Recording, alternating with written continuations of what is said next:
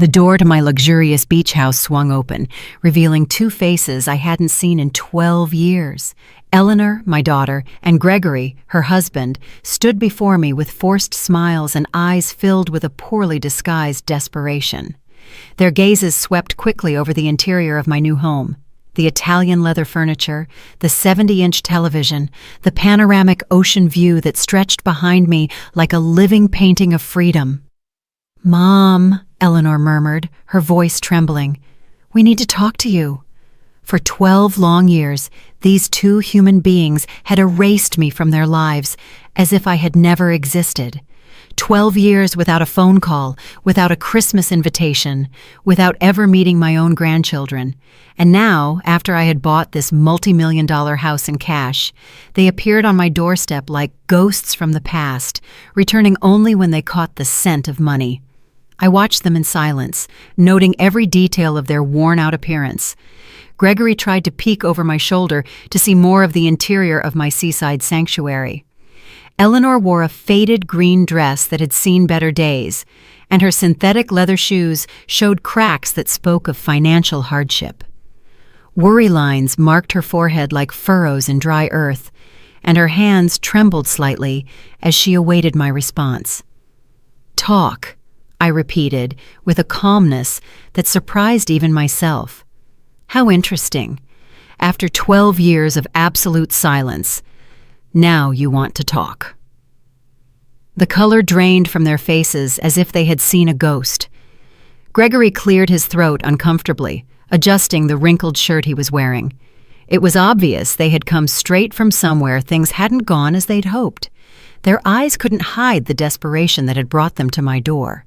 During all those years of cruel abandonment, I had survived by selling my homemade pies and desserts at the town's farmers market.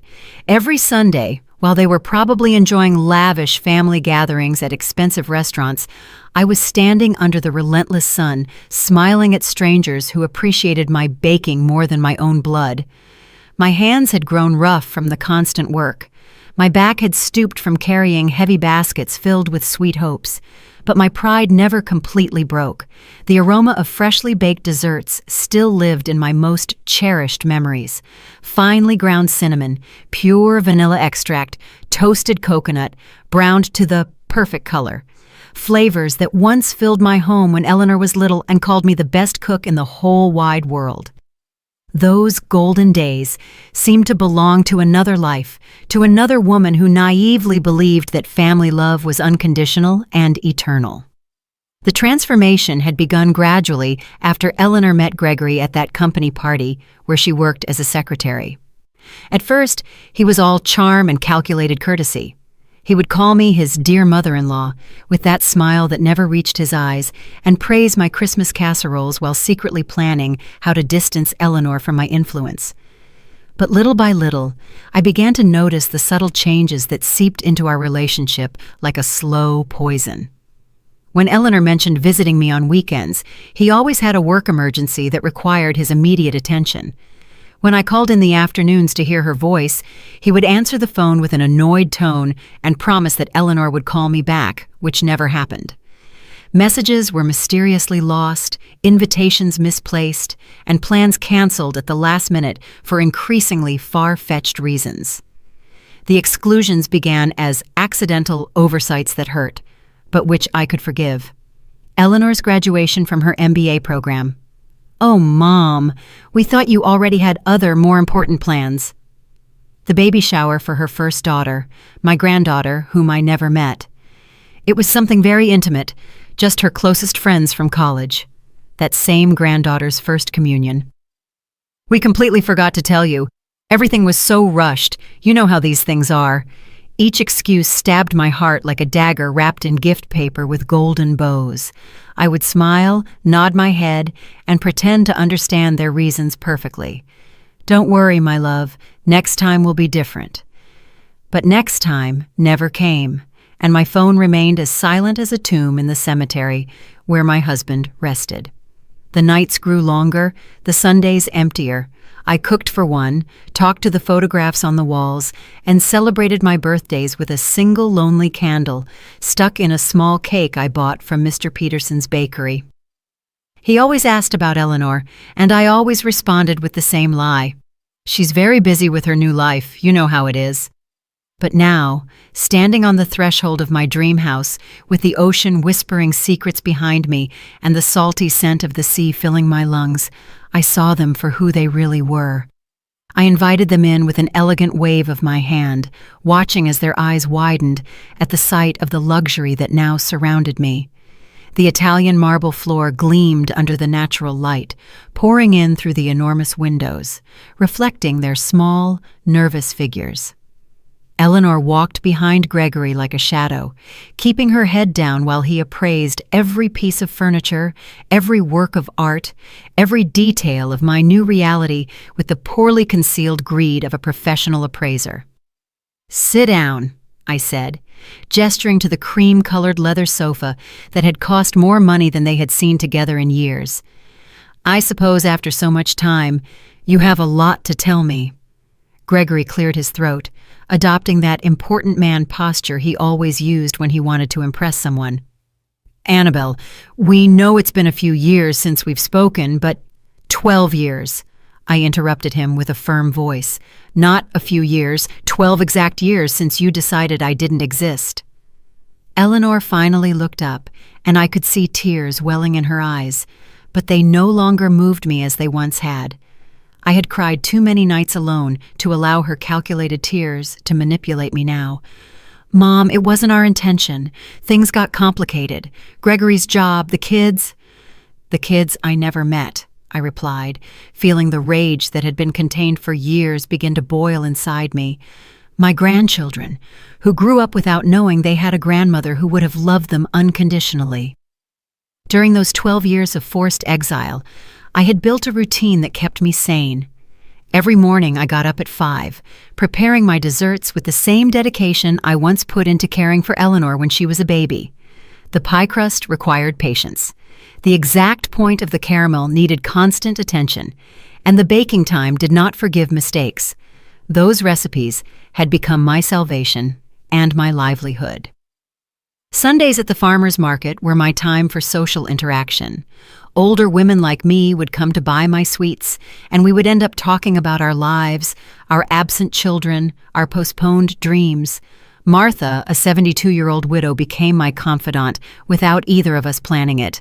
She too had been abandoned by her children after they married. She too knew the pain of being invisible to those who were once the center of your universe. Children think that once they form their own family, we parents no longer matter, Martha would tell me as she bought 3 pies to take to her neighbors. But when they need something, oh, then they remember we exist. How prophetic that conversation had been. Now, watching Eleanor wring her hands nervously while Gregory mentally calculated the value of my new life, I understood perfectly what Martha had meant. The change in Eleanor had been gradual, but relentless. During the first few years of her marriage, she still called me occasionally, but the conversations became mechanical, filled with awkward silences. Gregory was always present in the background, clearing his throat or making comments that cut our talks like sharp blades. "Your mom always has some drama," I heard him say once when Eleanor thought she had hung up the phone. "My mother never bothers us with her personal problems." Her personal problems. That's how Gregory had classified my loneliness, my natural desire to maintain contact with my only daughter, my need to be part of her new family. Everything I felt and needed had been reduced to personal problems that disturbed their perfect married life. The family invitations began to arrive less frequently until they disappeared completely. First, it was Thanksgiving dinner. "This year will be something small, Mom. Just the 4 of us." Then Christmas. "The kids are sick. We'd better postpone it." Then the birthdays. Everything got complicated with Gregory's work. Each excuse was accompanied by empty promises about a next time that never came. Eleanor developed a special talent for making every rejection sound reasonable, every exclusion seem temporary, every abandonment feel as if it were for my own good. "We don't want you to feel obligated to come, Mom. You're old enough to rest and enjoy your peace and quiet." My peace and quiet, as if loneliness were a gift I had asked for. As if waking up every morning in a silent apartment was my idea of happiness. As if cooking for one and eating in front of the television was my definition of a full life. The years passed like pages of a calendar that no one read. My routine became so predictable that even the mailman knew exactly what time I would be watering the plants on my small balcony. Monday, prepare apple pies. Tuesday, Jell-O salads of different flavors. Wednesday, chocolate fudge cakes that sold like hotcakes. Thursday, muffins that perfumed my entire apartment. Friday, pumpkin spice turnovers. Saturday, prepare everything for market day. Sunday, the market, the ladies, the conversations that temporarily filled the void in my chest. But there were also moments of such profound loneliness that I thought I would drown in it. Entire nights awake, staring at the phone that never rang, waiting for a text that never arrived. Christmases celebrated with television specials and a small artificial tree that I decorated by myself. New Year's Eve welcomed with a glass of lukewarm, sparkling wine and the renewed hope that maybe this would be the year of the reunion. The sharpest pain came at unexpected moments. When I saw whole families at the park. When I heard other grandmothers talk about their grandchildren, when I passed by toy stores and wondered what mine would like. Eleanor had had 3 children whom I knew only from blurry photos on social media that I checked from fake accounts, like a spy on my own family. Mom, Eleanor's voice brought me back to the present. We know we made mistakes. Mistakes! The word came out of my mouth like a bullet. Erasing your mother from your life for 12 years was a mistake? Denying your children the love of their grandmother was a mistake? Gregory shifted uncomfortably in his seat, finally understanding that this conversation was not going to unfold as he had planned.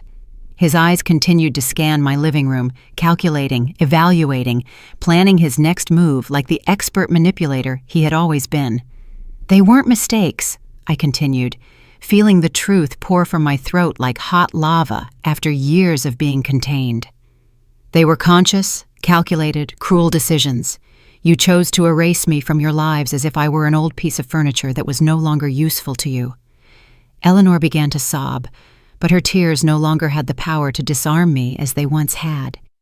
I had cried alone for too many nights, wondering what I had done wrong, how I had failed as a mother, why my unconditional love had not been enough to keep my family together. Mom, please, let us explain. Eleanor tried between sobs. Explain what? My voice rose without my being able to control it. Are you going to explain to me why I didn't know my granddaughter when she took her first steps? Why I wasn't there when my grandson lost his first tooth? Why I spent 12 Christmases cooking for no one while you built family memories without me? Gregory finally spoke, using that condescending tone he had perfected over the years. Annabelle, we understand that you feel hurt. But families sometimes need space to grow. It was nothing personal against you. The laugh that escaped my throat sounded so bitter that even I was surprised. Nothing personal, Gregory? You turned my daughter into a stranger. You planted poison in her heart against me. You decided that I had no place in the life you were building. I remembered with painful clarity the day Eleanor communicated her final decision to me. It was a rainy Tuesday in October, exactly 12 years ago. She arrived at my apartment with an expression I had never seen on her face before. Cold, distant, as if she were fulfilling an unpleasant obligation. Mom, Gregory and I have been talking, she began, without even accepting the coffee I had prepared for her as always. We think it's better if you have less contact with us for a while. Less contact? I asked, feeling the world sway beneath my feet. What does that mean? It means you are no longer welcome in our house. It means we no longer want you to call constantly. It means we need space to be a family without external interference. External interference. That's what my own daughter had called me. As if I were a meddling neighbor, a stranger who interfered in matters that did not concern her. Not her mother, who had carried her for 9 months in her womb, who had spent sleepless nights when she had a fever, who had worked double shifts to pay for her college. Eleanor, I don't understand what I've done wrong, how I've failed you. My voice broke, but she remained impassive. It's not about what you've done wrong, Mom. It's about what's best for my marriage and my children. Gregory needs to know that I put our nuclear family first, before anyone else. Anyone else? That's what I was to my daughter. Anyone else. But Eleanor, I'm your mother. I'm your children's grandmother. I'm not a stranger who threatens your marriage. Gregory says that mothers-in-law always cause problems in young marriages. He says it's better to establish clear boundaries from the beginning. Gregory says, Gregory thinks, Gregory needs. At some point, my daughter's voice had become an echo of his. Her thoughts had been replaced by his. Her heart had been reprogrammed to beat to the rhythm he set. And what about what you say, Eleanor? What about what you think? What about your heart? She remained silent for long minutes, and for a moment I thought the daughter I had raised with so much love would return to me. But when she spoke, her voice sounded hollow, rehearsed, as if she were reciting lines from a play. I think Gregory is right. I think it's for the best, for everyone, including you, Mom. You can have your own life without worrying about us. That was the last real conversation we had. After that day, Eleanor became a ghost who occasionally sent me cold, superficial text messages. Hope you're well, Mom. Happy birthday. Happy New Year. Automatic messages, without soul, without love, like the ones a company sends to its customers. The first few months after that breakup were the darkest of my life. I lost weight. I lost sleep. I lost hope. Every morning I woke up hoping it was a nightmare, that Eleanor would call to apologize, that everything would go back to the way it was. But the phone remained silent, and reality grew heavier each day. It was Martha who saved me from sinking completely into depression. She appeared at my door one Sunday morning when I had been in bed for 3 days, without showering, without eating more than saltine crackers and iced tea. Annabelle, get up. You have 2 choices. You can stay here dying in life for a daughter who doesn't deserve you, or you can build a new life that is worthy of you.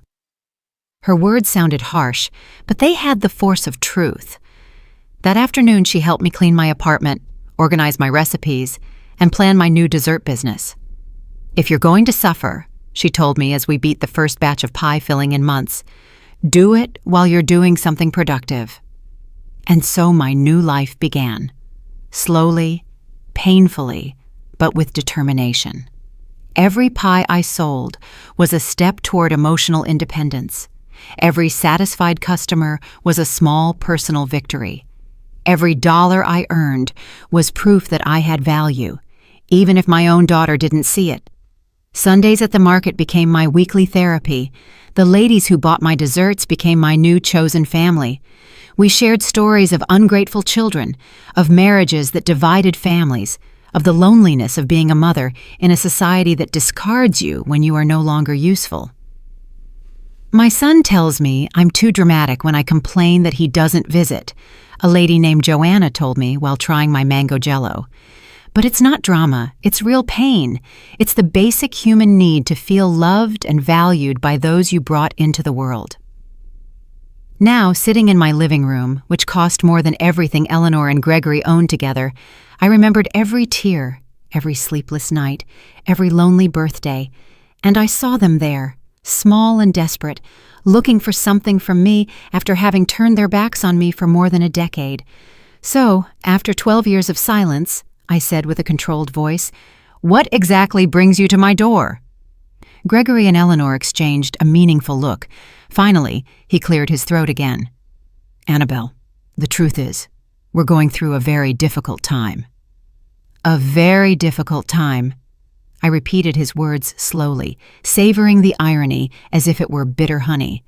What an extraordinary coincidence that you come looking for me just when you have problems, after 12 years of considering my existence irrelevant to your perfect lives.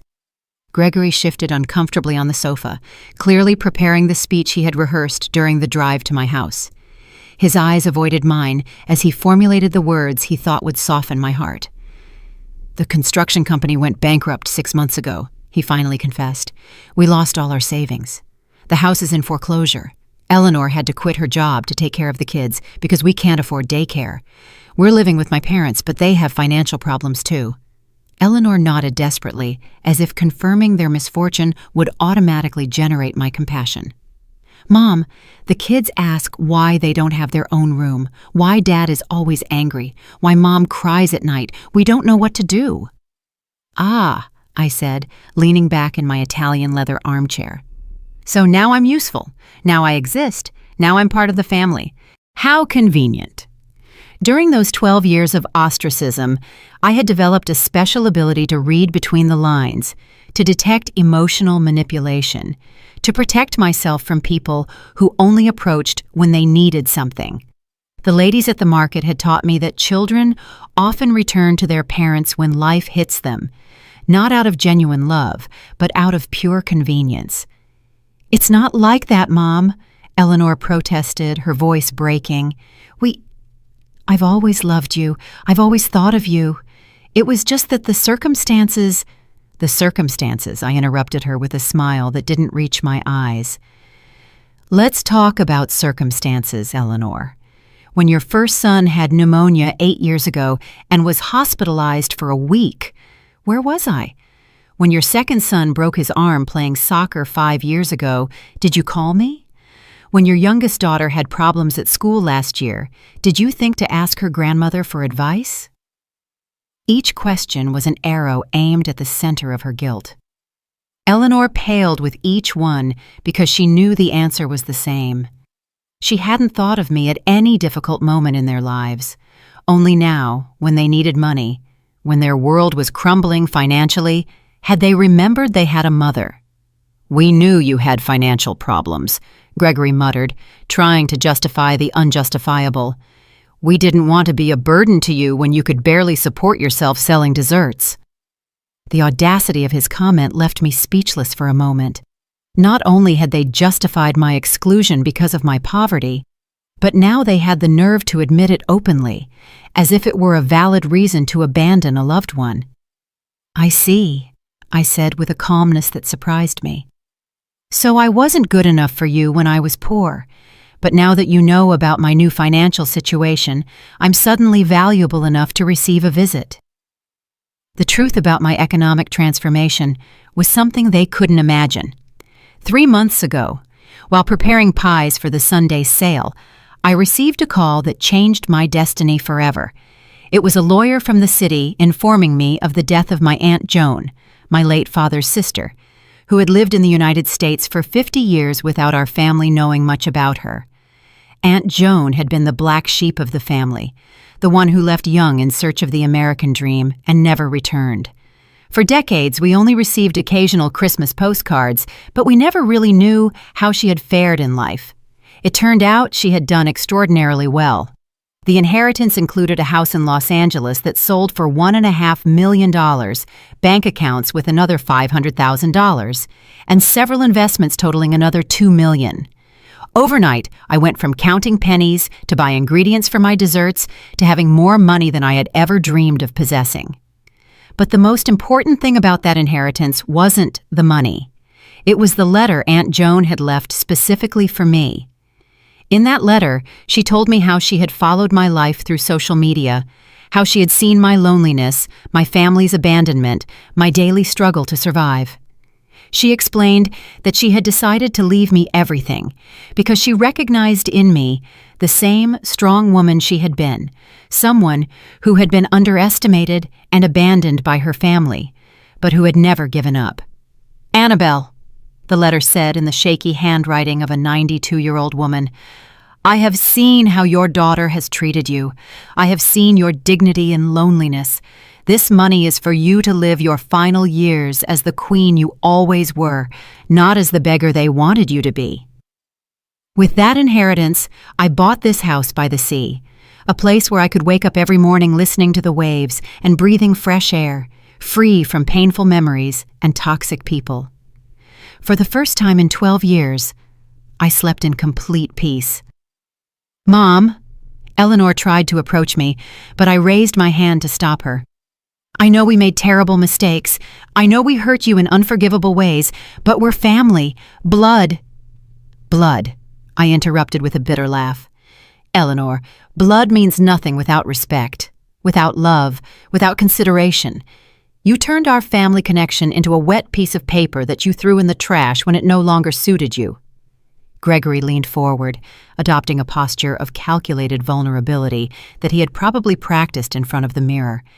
Annabelle, we understand your pain, we understand your anger, but the children are innocent in all of this. They don't deserve to suffer for our mistakes. There it was, the card he had saved for last. The children, my unknown grandchildren, the most powerful emotional manipulation they had in their arsenal. They knew that mentioning the little ones could soften my heart, hardened by years of neglect. The children? I asked, feeling a mixture of pain and rage stir in my chest. The same children who grew up without knowing they had a grandmother who would have loved them unconditionally? The same children who were denied the love, wisdom, and care of their grandmother for all these years? Eleanor began to sob again, but this time her tears seemed genuine, heavy with the weight of real guilt. Mom, we didn't think about the long-term consequences. Gregory said it was better for the marriage, that mothers-in-law always caused problems. Gregory said, I repeated, looking directly at the man who had orchestrated the destruction of my relationship with my daughter.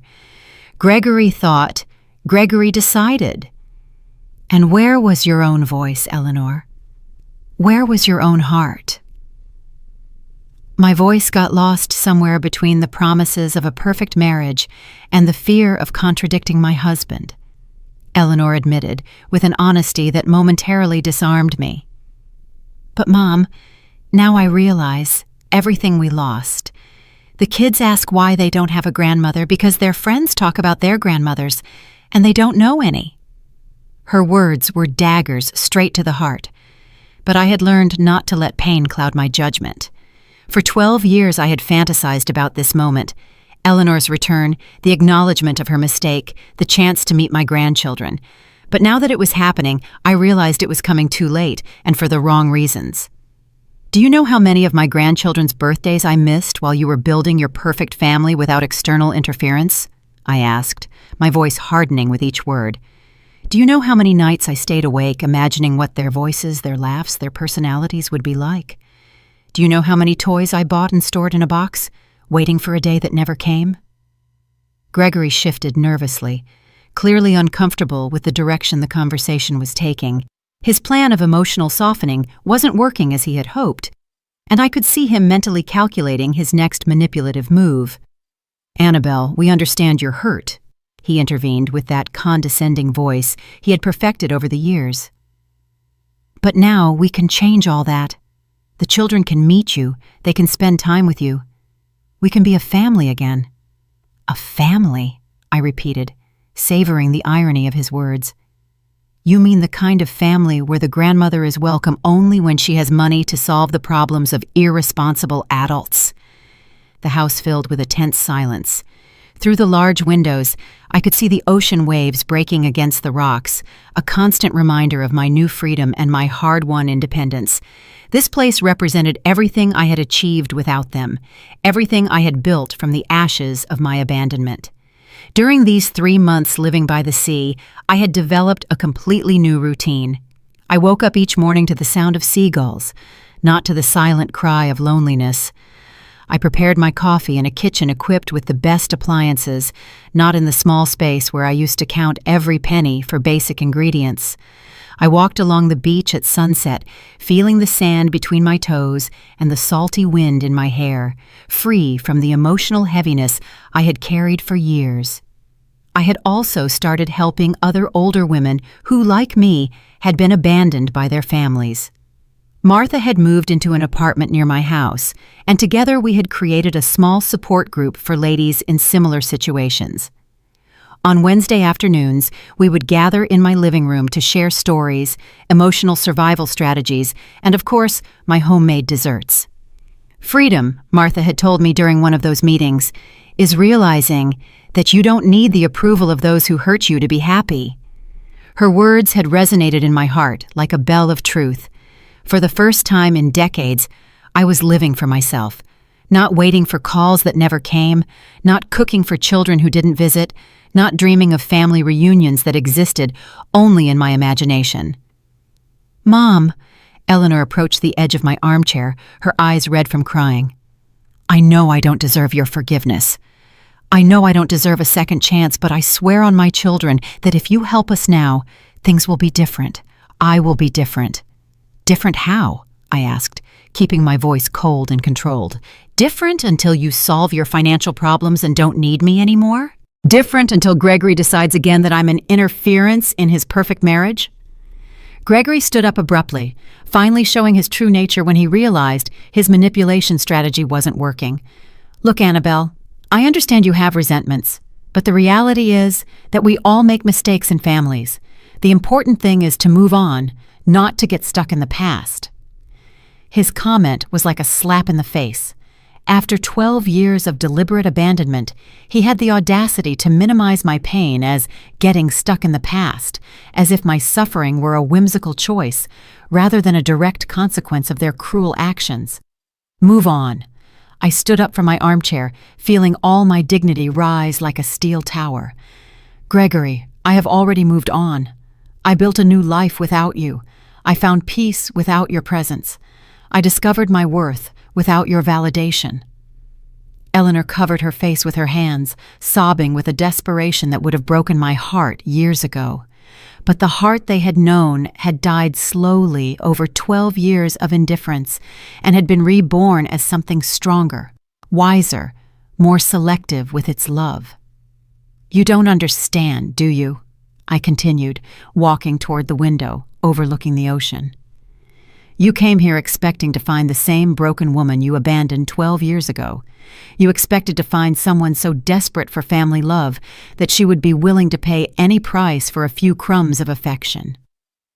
The truth was that during the first few years after their abandonment, I would indeed have been willing to pay any price. I would have mortgaged my soul for a phone call from Eleanor. I would have sold everything I owned for an afternoon with my grandchildren. I would have begged for forgiveness for offenses I never committed just to be part of their lives again. But time and pain had taught me valuable lessons about self-love and personal dignity. The afternoons with Martha and the other ladies had shown me that family abandonment was more common than I thought, and that surviving it was not only possible, but could be the beginning of a more authentic and satisfying life. For years I blamed myself, I confessed, still looking out at the ocean. I thought I had failed as a mother, that I had been too meddlesome, too present, too loving. I tortured myself looking for the exact moment I lost my daughter. I turned to face them directly, and I could see how my words were affecting them in different ways. Eleanor seemed genuinely devastated, as if she were finally understanding the magnitude of the damage they had caused. Gregory, on the other hand, showed signs of impatience and frustration, clearly calculating whether it was worth continuing with this strategy or if he should try a different approach. "But eventually I understood the truth," I continued. "I didn't lose my daughter because of something I did wrong. I lost her because she chose a man who considered having a present mother-in-law a threat to his fragile masculinity. I lost her because she valued her husband's approval more than her mother's love." Eleanor stood up, swaying as if my words were physical blows. "Mom, it's not like that. I never stopped loving you. I just got confused. Gregory made me believe it was for the best for everyone." "Gregory manipulated you," I corrected her, "but you allowed him to do it. You chose to believe his lies because they were more comfortable than defending your mother. You preferred the artificial peace of a controlling marriage over the discomfort of setting healthy boundaries with your husband." The silence that followed my words was deafening. I could hear the ticking of the wall clock, the distant sound of the waves, Eleanor's agitated breathing. Gregory had adopted that rigid posture he used when he felt cornered, preparing to counterattack or to retreat strategically. "So what do you want from us?" Gregory finally asked, abandoning any pretense of remorse or vulnerability. "Do you want us to grovel? Do you want to humiliate us as revenge for the past?" His question revealed exactly what I had expected. For him, it wasn't about repairing emotional damage or rebuilding family relationships.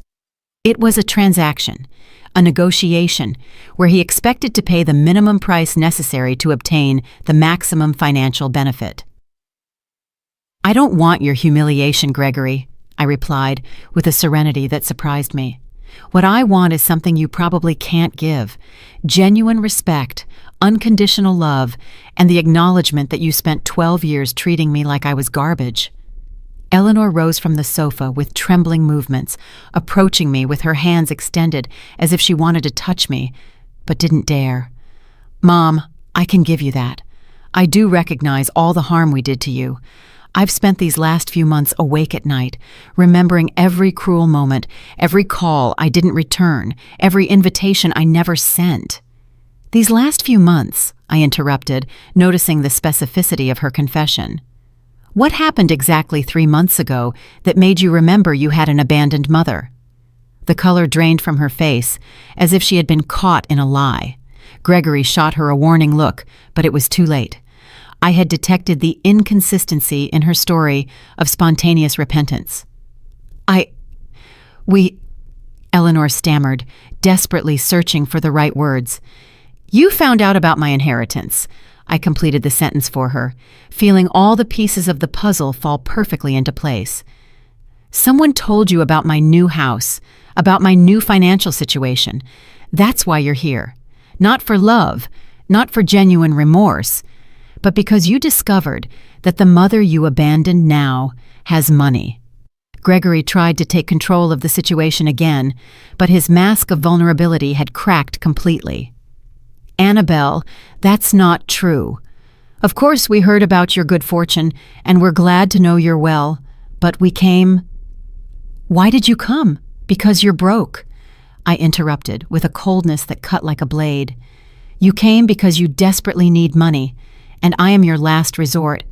You came because you calculated that 12 years of abandonment could be forgiven with a few well-acted tears and empty promises of reconciliation." The truth about how they had found out about my new situation had come to me the week before through Martha.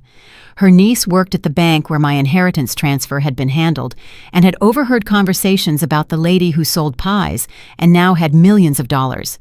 Gossip travels fast in small towns, especially when it involves such dramatic economic transformations. "It was Mr. Peterson from the bakery who told half the town," Martha had explained during one of our coffee afternoons. "He says Eleanor and Gregory have been asking around about you, wanting to know if it's true you got rich overnight." That information had been like a vaccine against any romantic hope I might have harbored for a genuine reunion. When I saw them appear at my door, I already knew exactly why they were there and what they wanted from me. "Mom, yes, we found out about your inheritance," Eleanor finally admitted, tears streaming down her cheeks. "But that doesn't mean we're here just for the money. We're here because we realized we made the biggest mistake of our lives." "You realize now?" I asked, walking to the kitchen and pouring myself a glass of cool water. "You didn't realize during the 12 years I spent crying over your absence? You didn't realize when I spent 3 consecutive Christmases in the hospital with pneumonia because loneliness had weakened my immune system? You didn't realize when I had to sell my wedding jewelry to pay for medication?" Each revelation was a bomb that exploded in the tense silence of my living room. Eleanor knew nothing about my illnesses, my financial crises. The nights I had considered it would be easier to simply not wake up the next day. To her, I had existed in a time bubble, frozen at the moment of her departure, patiently awaiting her eventual return. "We didn't know," Eleanor murmured, but her excuse sounded hollow even to herself. "You didn't know because you never asked," I corrected her. "For 12 years you could have picked up the phone just once to find out how your mother was. You could have sent a text message asking if I needed anything. You could have stopped by my apartment to check if I was still alive." Gregory stood up abruptly, clearly frustrated that his plan of emotional manipulation was not yielding the expected results. "All right, Annabelle, we get it, you're angry. But we're here now. We're here asking for forgiveness, wanting to fix things. Doesn't that count for something?" His question revealed the depth of his misunderstanding of the damage they had caused. For him, forgiveness was something that could be obtained by simply showing up and apologizing, as if 12 years of emotional abandonment could be erased with one uncomfortable conversation. What counts, Gregory, is the moment you decided to come. You didn't come when I needed you. You came when you need me. I walked over to the window overlooking the backyard, where I had planted red roses that were blooming beautifully under the coastal sun. Those roses represented my rebirth, my ability to create beauty even after being cruelly pruned by those who were supposed to care for me. For all these years, I continued without turning to look at them, I developed a very simple philosophy about human relationships. People show you who they really are through their actions, not their words. You showed me that I had no value in your lives when things were going well. Eleanor came up behind me, and I could feel her trembling presence near my shoulder. Mom, we were young, stupid, influenced by wrong ideas about marriage and family, but we've grown up, we've matured. You've gone broke, I corrected her without turning around. You haven't matured, you've gone broke, and now that you need financial help, you suddenly remember you have a mother. The silence that followed was broken by the sound of my phone. It was Martha, probably calling for our weekly gardening session. I let it go to voicemail, but her call reminded me of something important. I had a full and satisfying life without them. I had genuine friendships, purpose, peace of mind. I didn't need validation from people who had treated me like a disposable object. Do you know what the most painful moment of all these years was? I asked, finally turning to face them. It wasn't when you stopped inviting me to celebrations. It wasn't when you stopped calling. It was when I realized that I loved you unconditionally, but your love for me had conditions that you never clearly explained. Eleanor began to sob again, but this time her tears seemed to come from a deeper, more genuine place. Mom, I love you. I've always loved you. It's just that I let others convince me that that love was problematic for my marriage. And now that your marriage is in a financial crisis, I observed, suddenly that love is no longer problematic. How convenient. Gregory had remained silent for the last few minutes, but I could see his mind working, calculating, evaluating, looking for a new angle of attack. He finally spoke, adopting a different tone, more direct and less manipulative. Look, Annabelle, let's be honest here. We need financial help. You have money. We're family, even if we've had problems in the past.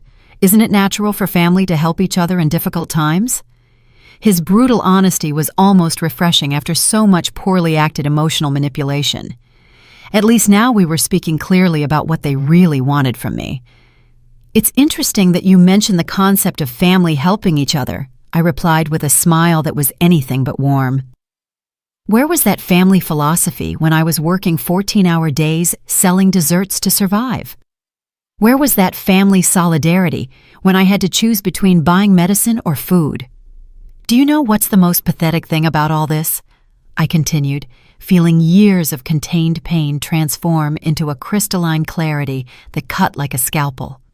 That if you had come a year ago, when I was still living in that tiny apartment, when I was still counting coins to buy ingredients, I probably would have welcomed you with open arms. I would have cried with joy. I would have forgiven everything without conditions. I would have cooked for you until I dropped from exhaustion. Eleanor covered her face with her hands, her sobs now accompanied by a body tremor that showed the magnitude of her desperation. Gregory, on the other hand, had adopted a more tense posture, like a cornered animal evaluating its escape options. But the money gave me something I never had during those 12 years of abandonment, I went on, walking slowly through my living room like a judge delivering a sentence. It gave me perspective.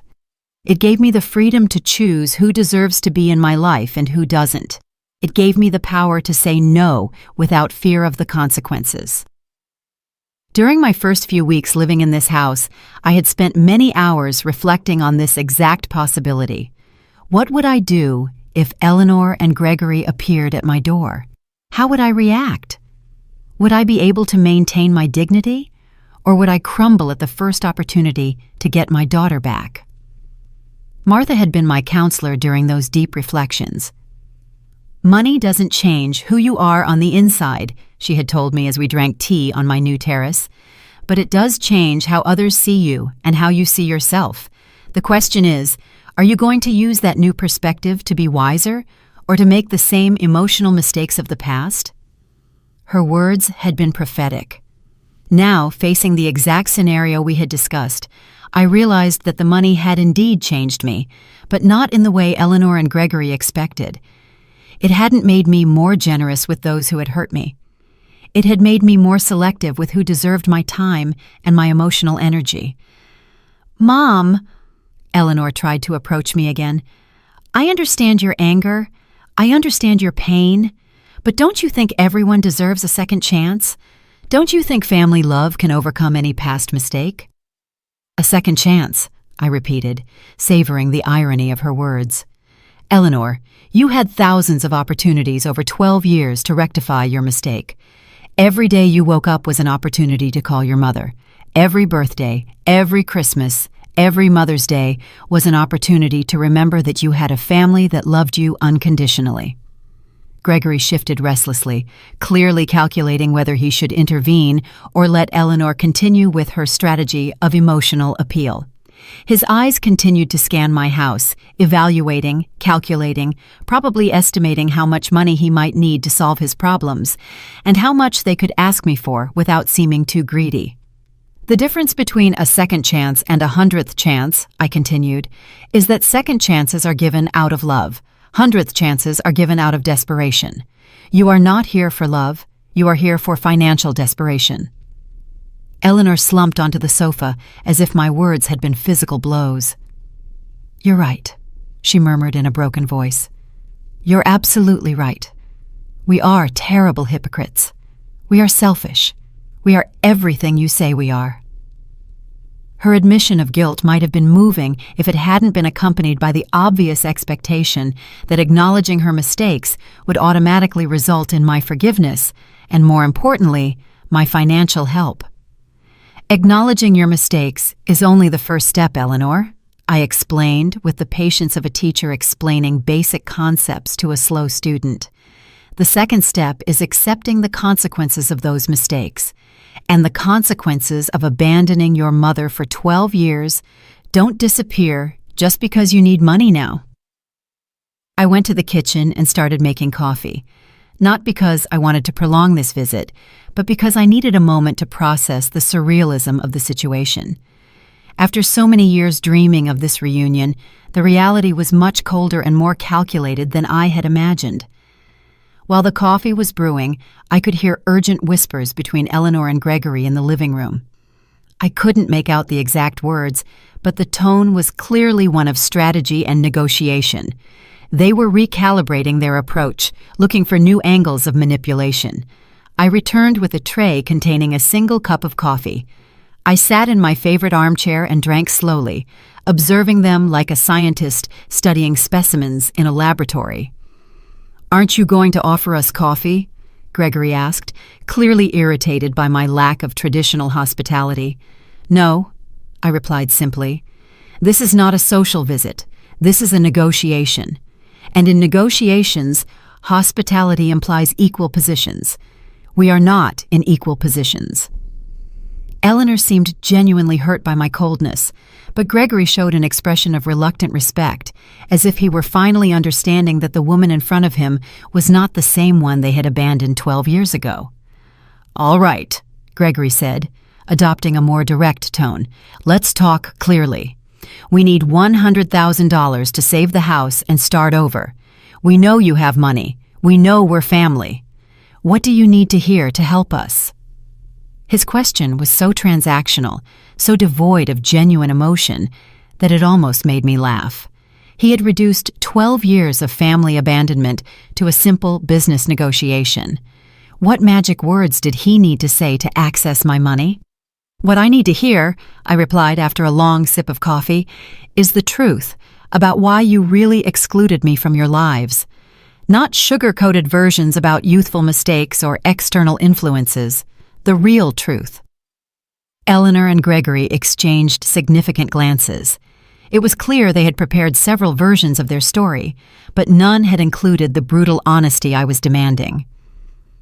"The truth," Eleanor murmured, "is that Gregory convinced me that you were problematic for our marriage." "Problematic how?" I pressed, not allowing her to hide behind euphemisms. Gregory took the floor, probably realizing that Eleanor's victim strategy wasn't working. "I thought you were too present, too opinionated. I thought you interfered in our decisions as a couple." "Interfered how?" I continued to press, determined to extract the whole truth. "You always had suggestions on how to raise the kids, on how to handle money, on where to live." Gregory admitted with an honesty that probably cost him physically. "And Eleanor always listened to you. She always considered your opinion before mine." There it was, the naked truth.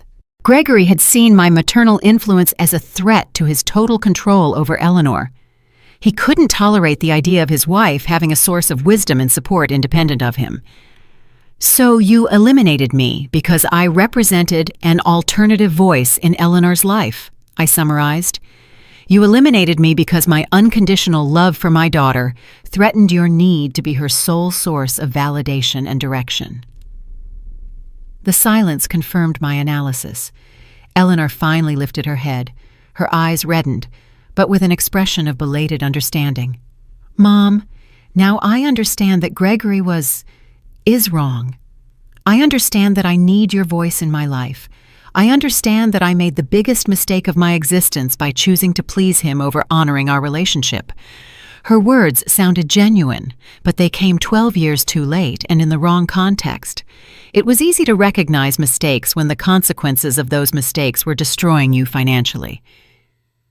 "You understand now that you need my voice in your life." I repeated her words slowly. "But you specifically need my voice to say yes to a loan of $100,000. Eleanor flinched at the surgical precision of my observation. Gregory, on the contrary, seemed irritated by my refusal to accept the narrative of repentance they had so carefully constructed. "Annabelle, enough with the psychological games," he finally exploded, showing his true personality for the first time that afternoon. "We get it, you're angry. We get it, we made mistakes. But we're here now, asking for help, willing to make amends. What more do you want?" His outburst was exactly what I had been waiting for. The moment the mask of vulnerability would fall completely and reveal the controlling, manipulative man he had always been. The same man who had convinced Eleanor that a mother's love was a threat to her marriage. "What I want, Gregory, is something you will never be able to give me," I replied with a calm that contrasted dramatically with his agitation. "I want 12 years of my life back. I want to have known my grandchildren since they were babies. I want to have been present for their first steps, their first words, their first days of school." I got up from my armchair and walked to a bookshelf where I kept the few family photographs I had saved from my previous life. I took one in particular, Eleanor, at 5 years old, smiling with no front teeth, hugging my leg with pure adoration in her eyes. "This little girl loved me unconditionally," I said, showing them the photograph. "This little girl called me her best friend, her hero, her favorite person in the whole world. What happened to this little girl, Eleanor?" Eleanor looked at the photograph with an expression of such intense pain that for a moment I thought she would faint. That little girl grew up and became a weak woman who allowed an insecure man to destroy the most valuable thing she had in her life. Her answer surprised me with its brutal honesty. It was the first time all afternoon that she had shown a real understanding of the magnitude of what she had lost, not just what she needed to recover to solve her current problems. "Exactly," I confirmed, returning the photograph to its place. "And now that weak woman comes looking for the mother she abandoned, not because she has found her strength and her independent voice, but because she needs money." Gregory stood up abruptly, clearly frustrated with the direction of the conversation. "You know what, Annabelle? Maybe you were right from the beginning. Maybe you are too dramatic, too complicated. Maybe it was for the best that we got away from all this emotional drama." His words were like an unexpected gift. After hours of careful manipulation, he had finally shown his true nature, confirming everything I had suspected about him for years. "There he is," I said, smiling genuinely for the first time all afternoon. There is the real man, the man who convinced Eleanor that maternal love was emotional drama, the man who couldn't tolerate his wife having an independent source of support. Eleanor looked at Gregory with a growing expression of horror, as if she were finally seeing something that had been in front of her for years, but that she had refused to acknowledge. "Gregory," she murmured in a trembling voice, "do you really think my mom is being dramatic for being hurt after we abandoned her for 12 years? "Eleanor, don't let her manipulate you again," Gregory replied, adopting that paternalistic tone he had probably used to control her throughout their relationship. "She's playing with your emotions to make you feel guilty." "No," Eleanor said, with a firmness she hadn't shown all afternoon. "She's not playing with my emotions. She's expressing the legitimate pain that we caused her. She's being honest about the consequences of our terrible actions." I watched this exchange with the interest of a spectator watching a play I knew by heart. It was fascinating to see how financial desperation had begun to crack the power dynamic that Gregory had so carefully built over the years.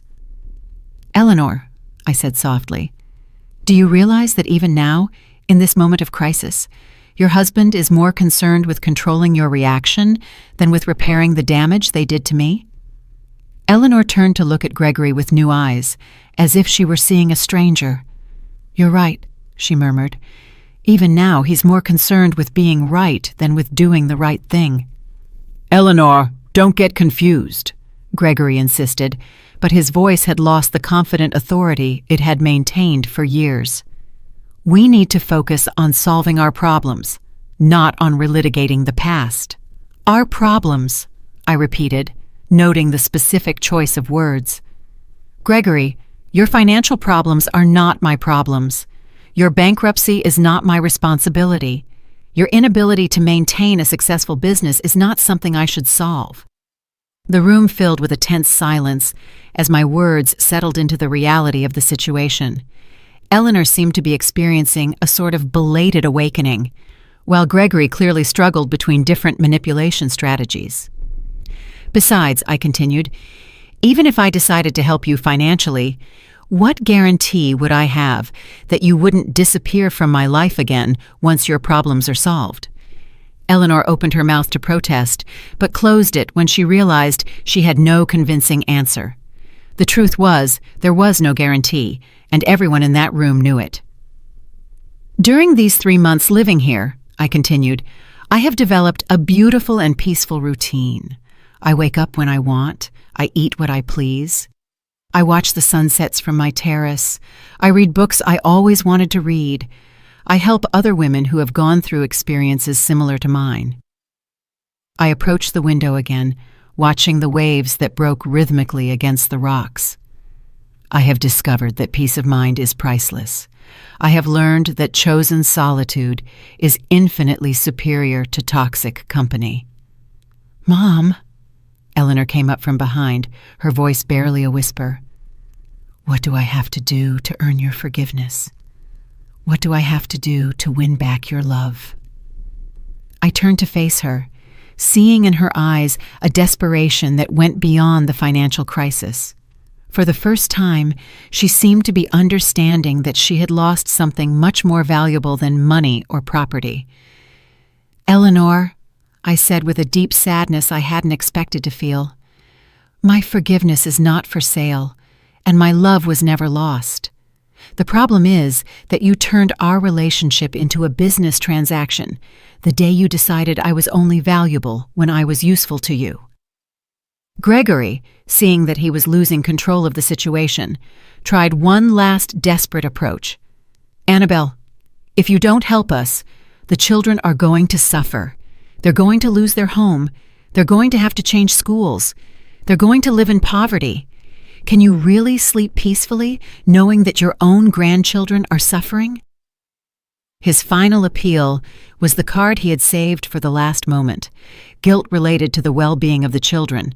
It was a calculated strategy to touch the most sensitive nerve of any grandmother. Gregory, I replied with a serenity that surprised me. The children are going to suffer because of the irresponsible decisions of their parents, not because of my refusal to rescue them from the consequences of those decisions. You created this crisis, didn't you? Not me. Eleanor began to cry again, but this time her tears seemed to come from a deeper understanding of what she had truly lost over all these years. The children are going to suffer, I continued, feeling each word hang in the air like a final sentence. But they are going to suffer the consequences of having parents who prioritized pride over family love, who chose control over connection, who considered money more important than relationships. Eleanor completely collapsed onto the sofa, sobbing with an intensity that would have broken my heart years ago. But the heart that beat in my chest now had been forged in the fire of 12 years of abandonment and had emerged stronger, wiser, more selective. "Mom," she whispered through her tears, "what can I do? Tell me, what can I do to fix this?" "Eleanor," I replied with a deep but serene sadness, "some things in life can't be fixed. Some decisions have permanent consequences. You decided that I wasn't valuable enough to keep in your lives when everything was going well. You can't expect me to now consider you valuable enough to rescue you when everything is going wrong." Gregory stood up with brusque movements, his frustration finally overflowing into pure anger. "You know what, Annabelle? You're right. You were a mistake from the beginning. You were a constant interference in our marriage. Eleanor is better off without your drama, without your constant need for attention, without your emotional manipulation." His words were like a final gift of clarity. After hours of masks and manipulation, he had finally shown his true essence. A man so insecure that he needed to isolate his wife from all sources of love and support to feel powerful. "Thank you, Gregory," I said with a genuine smile. "Thank you for confirming exactly who you are and why I made the right decision by not helping you." Eleanor looked at her husband with an expression of horror and belated understanding. "Gregory, did you really just call my mother's legitimate pain drama? Did you really just confirm that you manipulated me to push her away?" "Eleanor, don't let her confuse you with her mind games," Gregory insisted, but his voice had lost all authority. "We need that money. We need to save our family." "Our family," I repeated, walking toward the front door, "was destroyed 12 years ago when you decided that a loving mother-in-law was more dangerous than emotional bankruptcy. Now you are reaping what you sowed." Eleanor stood up, staggering, following me to the door with uncertain steps. "Mom, please, I swear if you help us now, everything will be different. I will be different. I will set boundaries with Gregory. I will defend our relationship." "Eleanor," I said, placing my hand on the doorknob, "you are promising to be different under extreme financial pressure. You are promising changes you haven't managed to make in 12 years of marriage. Why should I believe that this crisis will magically turn you into better people?" Gregory approached, adopting a more aggressive stance. "Annabelle, you're going to regret this decision. We're going to tell the whole town how you abandoned your own family in their time of need. We're going to make sure everyone knows what kind of mother you really are." His threat was so predictable, it almost made me laugh.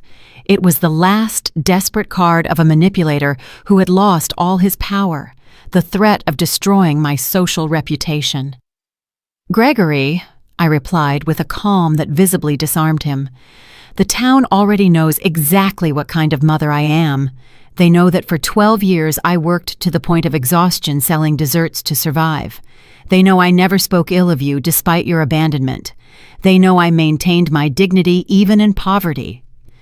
I opened the door wide, feeling the sea breeze fill my home with fresh, purifying air. What they are going to discover now is what kind of children and son-in-law you are. They are going to discover how you treated a loving mother for 12 years and how you only showed up at her door when you needed money. Eleanor stopped at the threshold, turning to look at me one last time.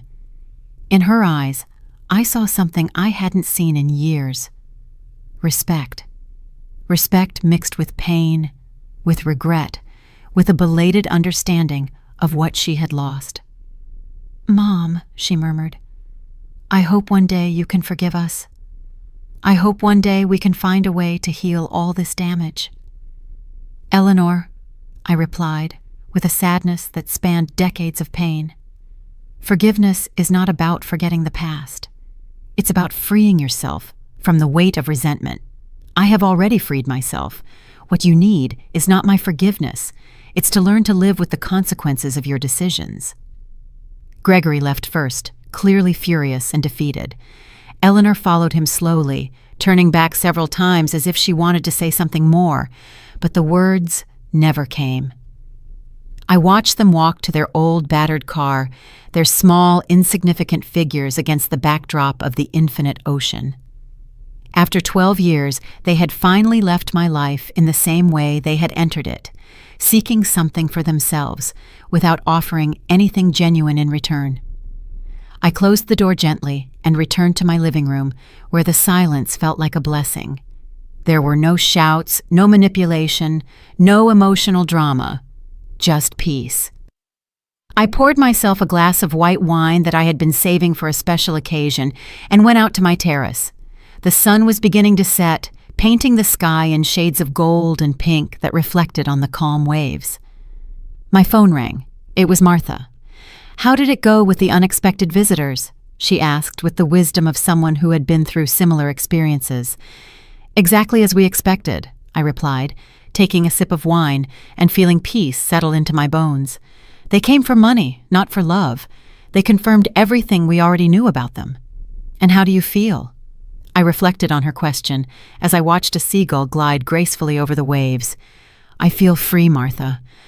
I feel completely, absolutely free." That night, after the call with Martha, I walked along the beach under the stars, the cool sand between my toes, the rhythmic sound of the waves, the vastness of the ocean stretching to the horizon. Everything reminded me that I had chosen a life of peace over a life of toxic family complications. In the following days, the news of Eleanor and Gregory's visit spread through the town as I had predicted, but the reactions were the exact opposite of what Gregory had expected. The ladies at the market expressed their support, many sharing similar stories of children who only appeared when they needed money. "You did the right thing, Annabelle," Mr. Peterson from the bakery told me when I went to buy bread a week later. "A mother who respects herself teaches her children to respect her, too." 2 months later, I received a text message from Eleanor. It was simple, without manipulation, without requests. "Mom, I'm in therapy. I'm learning about toxic relationships and healthy boundaries. I hope that one day when I'm truly ready to be the daughter you deserve, you might consider getting to know me again. I love you." I didn't reply immediately. Instead, I saved the message and continued with my new life. My mornings of gardening, my afternoons helping other older women, my evenings in contemplative solitude. Maybe one day, Eleanor would truly find her independent voice. Maybe one day she would learn to set healthy boundaries with Gregory. Maybe one day we could build a relationship based on mutual respect instead of desperate need. But until that day, if it ever came, I would continue to live my full and dignified life, surrounded by the infinite ocean, which reminded me daily that some currents are too strong to be changed, and that wisdom lies in learning to navigate calmer waters. The money had given me many things, but the most valuable was not the house or the luxuries. It was the ability to choose who deserved my time, my energy, and my love, and I had chosen wisely. If you enjoyed my story, you can support me by sending a super thanks so I can write more stories like this. Thanks a lot in advance. What about you? What would you do in this person's shoes? I'd really love to hear your thoughts, so drop them in the comments. I'm always curious to know what you think. Oh, and let me know where you've heard this story. If you want to hear more life stories like this, like the video and subscribe to my channel. There are many more waiting for you. Big hugs and see you next time.